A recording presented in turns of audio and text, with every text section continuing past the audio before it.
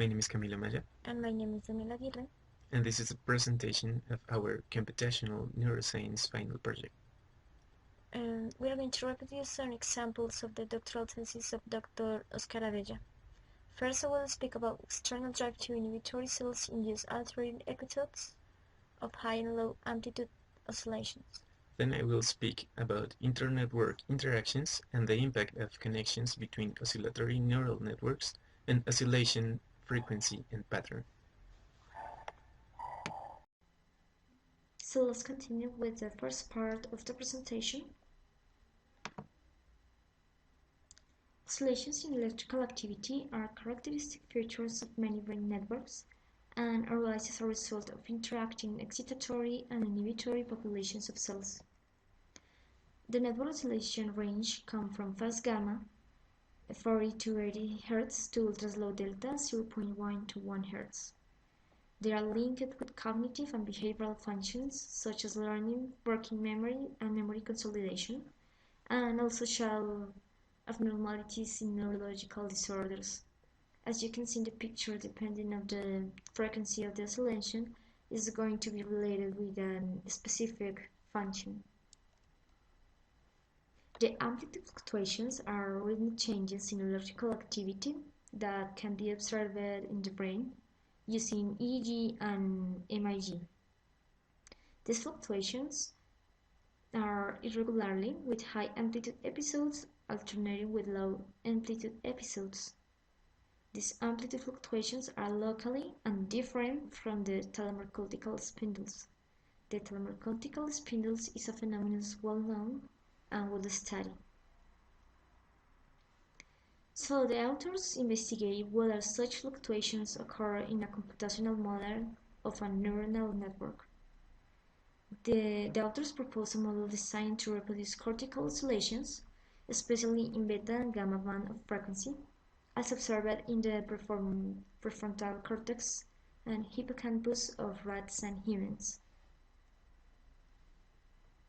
For that, they use the software neuron using 80 excitatory cells identified by E, 20 inhibitory cells identified by I, and they are connected with AMPA to the excitatory and GABA to the inhibitory synapses. The connectivity structure was created by giving each cell a probability to connect to any other cell. As you can see in the presentation, there are specific values for these probabilities. The consideration to have chosen those values is that the use of connection probabilities prevents unrealistic all-to-all connectivity. Connection probabilities should be high enough to create a globally connected network rather than a number of isolated subnetworks. And the oscillation should be generated by a pink pyramidal interneuron network gamma mechanism. The external drive is given by two kinds of external inputs. EICD, a constant depolarizing current mimicked by applying a non-specific depolarizing current to cells, and AP, a train of external action potentials that is characterized by its randomness and mean-firing frequency. So the results that I get was that the fluctuations may also occur in a computational model of generic neuronal network consisting of interconnected inhibitory and excitatory cells that are externally driven by sustained calorogenic inputs and trains of action potentials that activate excitatory synapses. It was performed a wavelet analysis using the Torrance algorithms implemented in the software MATLAB, with the 6 milliseconds wind firing rate histogram as input.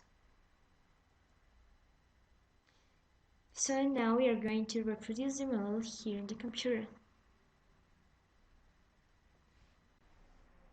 So I'm going to open the folder that contains the files necessary To work with this example, Dr. Oscillatory. For the first example, it's necessary to use Neuron 6.0. Yes. So it has been displayed on Windows.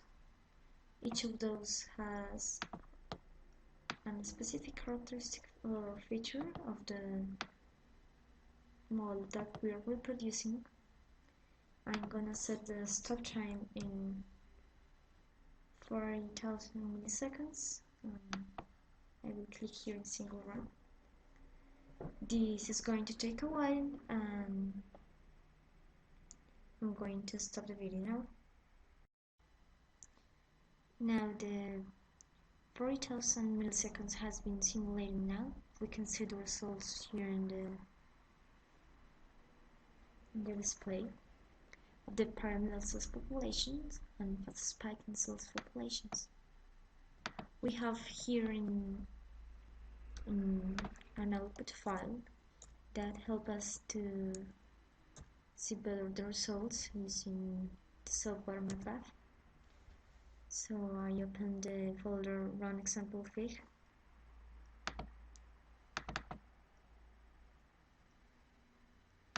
It uses the output MATLAB file called waxing1.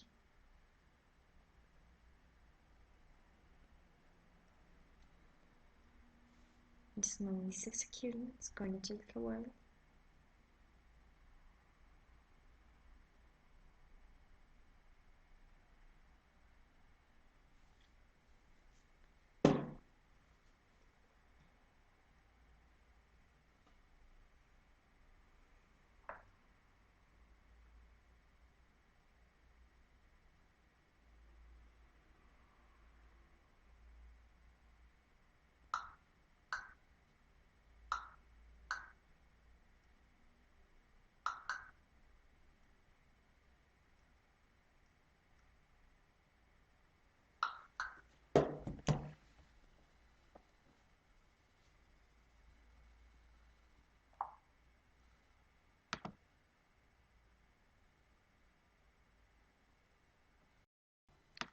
So after a few minutes, we can see the results of the algorithms in the window.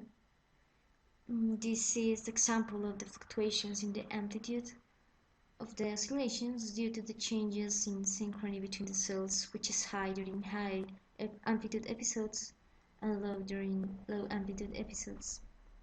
So the first figure shows the rasterogram of the excitatory cells. The second one shows the firing rate histogram and the corresponding interpolated spline. And finally, the third figure shows the wavelet transform of the firing rate histogram. It shows clearly the fluctuations in the power of the oscillations and around 80 Hz.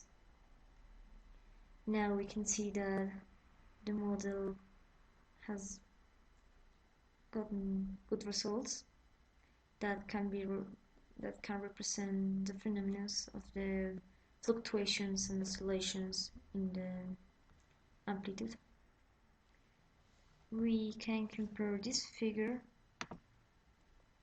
with this one that has been got from the brain of a rat, and we can see that it's a very good representation. Now we continue with the second part of the presentation. Thank you so much. We have arrived now to the second part of this video, and I'm going to speak about inter-network interactions. Oscillations in electrical activity are ubiquitous in neural networks. A network may express a single oscillation frequency, as Daniela had explained before, and as you can see in this image, with high amplitude episodes and low amplitude episodes. But in some other cases, a network may express multiple frequencies which may fluctuate over the time. the origin of this complex activity remains unclear, but Dr. Oscar Abella had made an explanation in his doctoral thesis, and he said that this complex activity might be due to the connections between oscillatory neural networks. He did it by simulating two neuronal networks and connecting them in different ways. We're gonna make a simulation of one connectivity scheme, but before we need to explain some things of the model that we're gonna use. The cells were modeled with conductance-based model with Hodgkin-Huxley sodium and potassium channels, and also with a leakage channel. The model also takes into account a depolarizing current and a GABA and AMPA conductance for the exit of excitatory and inhibitory cells. The networks. The connectivity structure within each network was created by assigning to every cell a certain probability to connect to any other cell in the network. Daniela have already explained that, so I'm not going to dig deeper in that topic. In the simulations, we're gonna use two model networks. The first one is a slow network with 20 Hz in the frequency, and the second one is a fast network with a frequency of 32 Hz. How type and strength of inter-network connections affected target network activity? That's the main questions that Oscar Abella tried to answer with his work, and we're going to literally answer that question later. The connectivity between networks. For the simulations, we're gonna have 64 possible connections. We're going to reproduce just one example, and in this case the fifth row and the first column. The lowercase letters I and E means inhibitory and excitatory cells of the slow network, and the capital letters I and E means the inhibitory and excitatory cells respectively of the fast network, the target network. Well, in order to do that, to simulate this, we're going to download Neuron 7.0. It is very easy. You just need to go to the web page of Neuron. In the description of this video you can find it, and you also need to download the document from Oscar Javier Abella Gonzalez. You just need to click here and click here, and it will download a folder. The folder is this.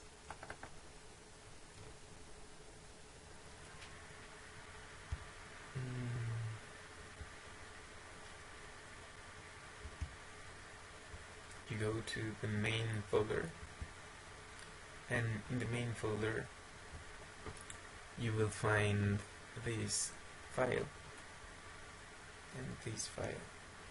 If you double click this file,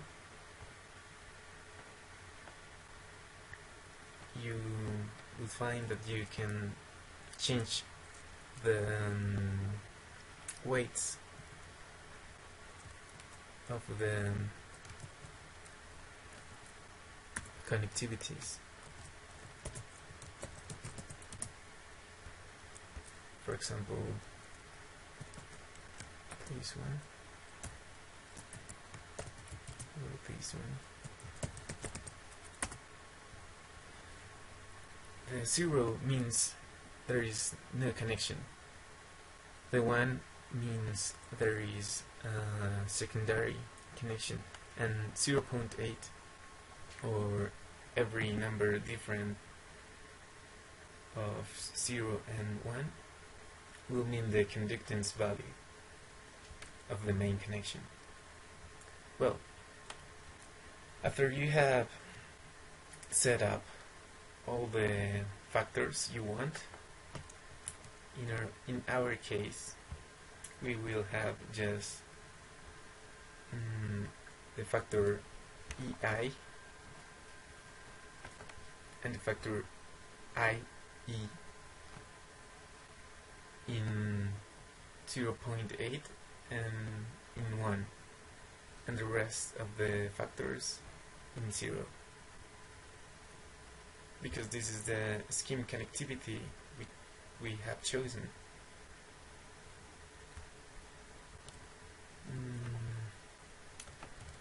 Oh, you need to install previously the software Neuron.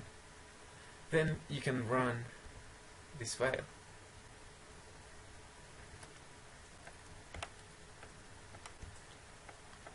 And then you search this window, run control. Here you can change some parameters of the simulation.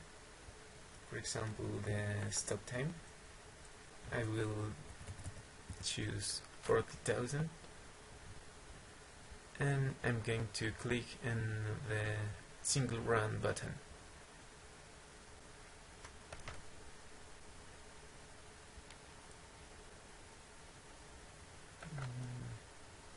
There is a problem because I didn't close this window previously. Let's try again.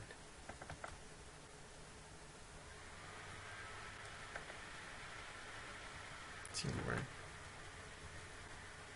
And the program starts to make the simulation.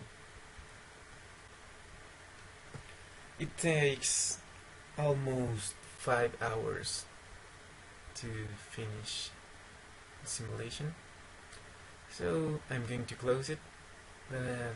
I have already done all of this, and I got these results.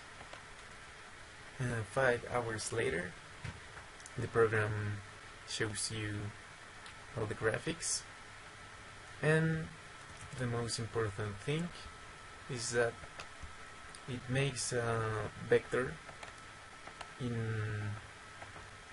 it saves a file located in this folder, output MATLAB, and this is the file that Neuron generates for us. That's what we're gonna use to analyze the data. That's the data. In order to analyze it, we go to run example fix. That's m file. We double click it.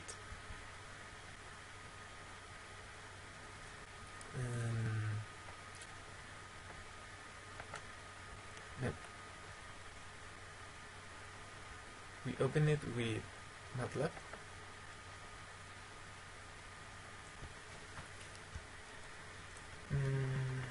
My computer is a little slow right now, but when it do it, you get this graphic. In the left side you have the Fourier transform, which you which gives you the frequencies of the signal. And in the right side of the window you get the wavelet transform. It's something similar to the Fourier transform, but it gives you the frequencies in every moment of the simulation. For example, here you have the slow network Fourier transform, where you have a frequency of 20 Hertz. Here you can see the first harmonic, and here the second harmonic. And in the wavelet transform you see a red line. The red means a high amplitude, and the blue means a low amplitude. But what we're going to study, or to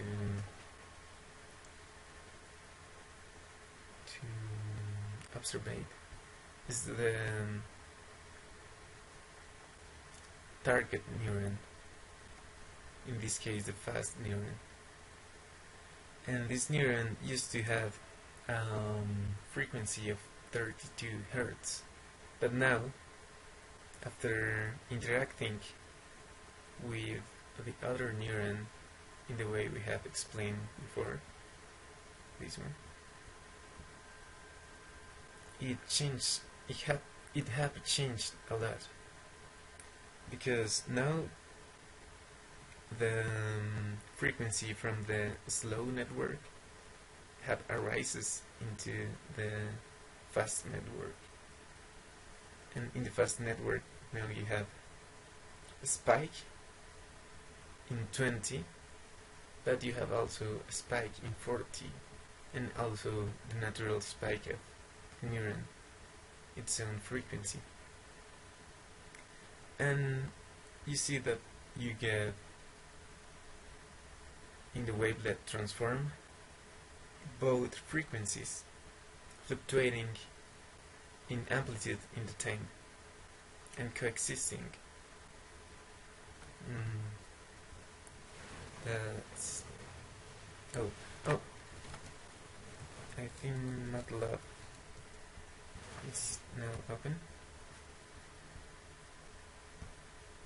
We run the file.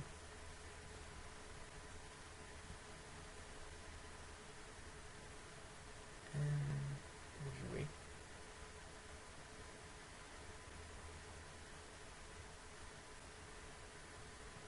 Finally, we get the results.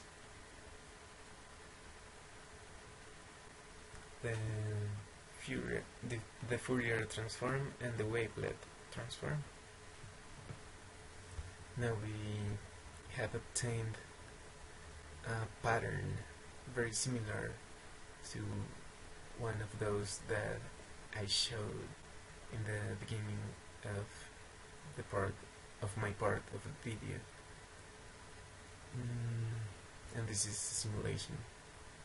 We see that in the simulation coexist two different frequencies, or even more, and they fluctuate in amplitude in a